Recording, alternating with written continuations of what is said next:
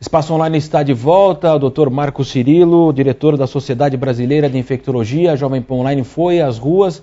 Vamos conferir então a opinião do paulistano, do internauta da Jovem Pan Online. Sim, eu acho que a imunização da população é bem importante e falta um pouquinho de conhecimento só, né? Eu acho que é isso. Sim, me preocupo muito. Eu penso que a gente, como cidadão, tem que se precaver contra as doenças, né? Porque depois que elas chegam, é muito complicado de você procurar a cura. Dependendo do caso, até é tarde demais. Claro, me preocupo e procuro passar isso para todos os meus entes queridos, meus conhecidos, que é muito importante. Tá? A imunização é um passo à frente da doença. E a gente tem que estar sempre um passo à frente, pensando no amanhã, né? Para não correr atrás do prejuízo depois. O impacto da pneumonia na terceira idade é muito grande. Tá? Nós estamos aqui na Paulista, estamos indo aqui no IGESP, onde infelizmente nós perdemos a nossa mãe a semana passada. E o que mais a gente viu nas UTIs do IGESP aqui, na Rua Silvia, foi a pneumonia na terceira idade, arrebatando muitas pessoas. Doutor Marcos, então a pergunta foi, você se preocupa com a imunização para se prevenir das doenças? E o senhor me dizia que o IGESP, aí o senhor também trabalha lá, né? Sim. E o que o senhor pode falar a respeito aí do que foi dito pelos paulistanos? Bom, na verdade, os adultos se preocupam um pouco com vacina.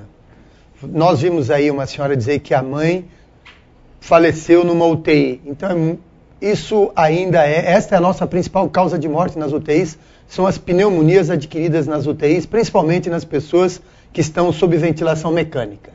Então, você tem a pneumonia adquirida na comunidade, são mais ou menos 700 mil pneumonias por ano, com uma taxa de mortalidade que pode variar em torno de 10%, mas as pneumonias adquiridas no hospital, pelo menos 30% a 40% das pessoas que têm essas pneumonias adquiridas no hospital, que estão na UTI sob ventilação mecânica, devem ir a óbito esse ano. Mostrando o quê? O impacto da pneumonia na taxa de mortalidade dentro das UTIs brasileiras. Popularmente, doutor, é aquela questão, para os idosos, fala-se assim, ó, passou esse inverno, mais um ano de vida. Vai esperar. E é verdade, realmente o inverno castiga demais os idosos? Castiga porque o idoso ele já tem a sua doença pulmonar de base, ele tem a sua doença cardíaca de base, ele é diabético, ele fumou a vida inteira, ele tem asma, ele tem enfisema, né, ele tem bronquite, ele já tem doenças degenerativas, ele tem pouca expansão pulmonar, quer dizer, é realmente um prato cheio para a bactéria da pneumonia, para as bactérias da pneumonia se assestarem no pulmão e causarem um quadro infeccioso, muitas vezes grave, e muitas vezes até fatal. Daí a necessidade da vacina. Daí a necessidade da vacina. E o que a gente tem visto é que essa vacina que antigamente... eu vou aplicar essa vacina para alguém com mais de 65 anos. A gente está vendo que ao redor dos 50 anos você já tem indicação de você tomar essa vacina para que você possa se prevenir contra os principais tipos de bactérias de pneumococo que podem causar pneumonia.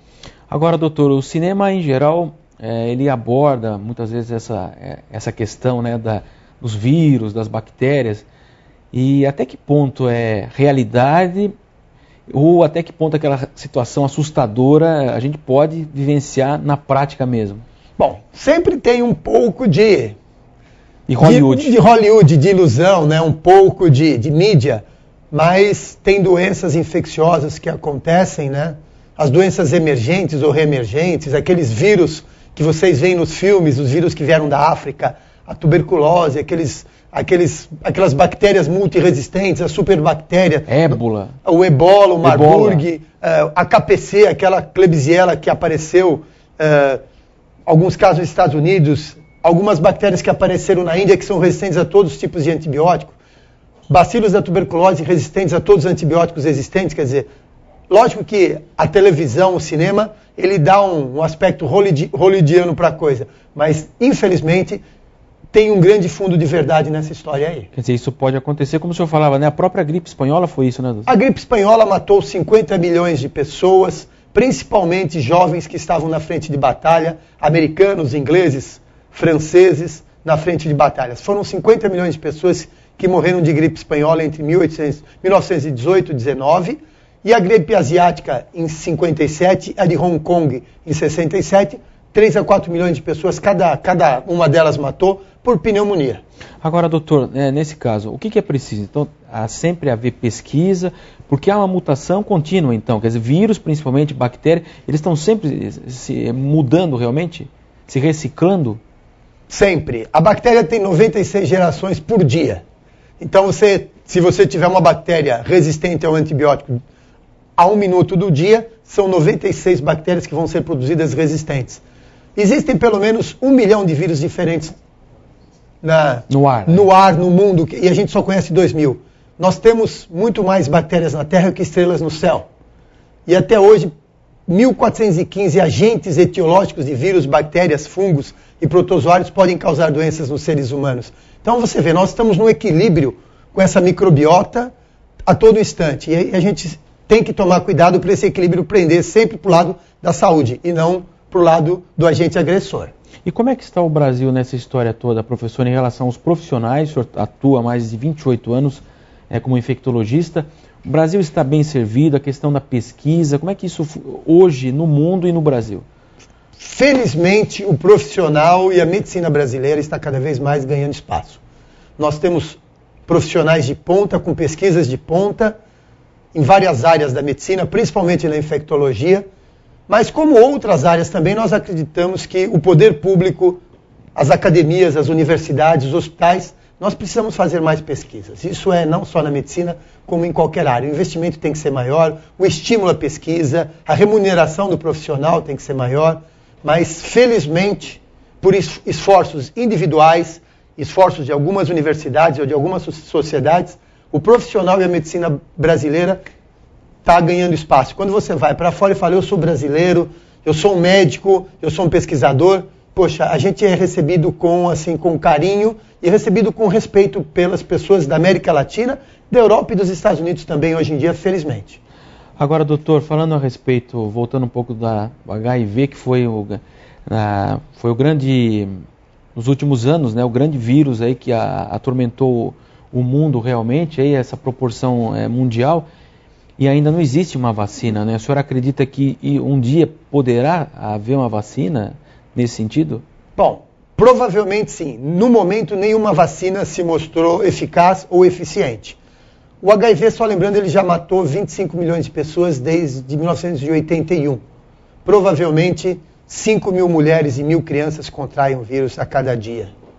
Mostrando a importância dessa epidemia, que deve matar perto de 3 milhões de pessoas esse ano, ainda hoje em 2011, 2012 no mundo. Não existem vacinas. O que nós temos são vários medicamentos antimicrobianos, vários coquetéis que têm se mostrado bastante efetivos no tratamento, prolongando a vida do doente. E uma coisa que é importante é lembrar assim, antigamente a AIDS era uma doença crônica, mas hoje ela é uma doença crônica como diabetes, doenças cardíacas, e antigamente muito mais era uma doença aguda. Então uma doença aguda que virou crônica e agora mais crônica ainda. Você vai conviver com ela, você vai ter uma expectativa de vida quase igual ao que você teria se não tivesse HIV, desde que você seja bem tratado, tome medicamento e seja orientado. Quer dizer, aquele vírus que matava uma pessoa em poucas semanas, meses ou anos, agora a pessoa vai conviver com esse vírus por 20, 30 anos, se ele fizer um tratamento adequado. Mas nem por isso liberou geral, né, professor?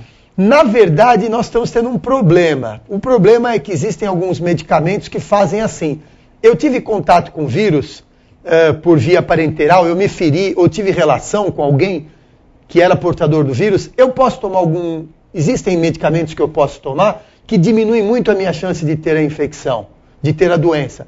E a gente tem visto gente assim, relações sexuais de pessoas sem proteção, porque eu tive uma relação sem proteção com alguém HIV positivo ou supostamente HIV positivo, eu vou no médico no dia seguinte, tomo o remédio e estou tranquilo. Isso tem acontecido até com uma certa frequência e do ponto de vista epidemiológico, do ponto de vista médico, é inaceitável. Exatamente. Doutor, nós vamos fazer mais um intervalo aqui. Dr. Marco Cirilo, diretor da Sociedade Brasileira de Infectologia, Estamos abordando vários temas hoje e a pauta inicial aqui era a questão da vacinação adulta, mas a gente sabe que esse assunto é muito abrangente, por isso estamos expandindo um pouco aqui com o Dr. Marco Cirilo, mais de 30 anos de medicina. Daqui a pouco voltaremos então com Espaço Online.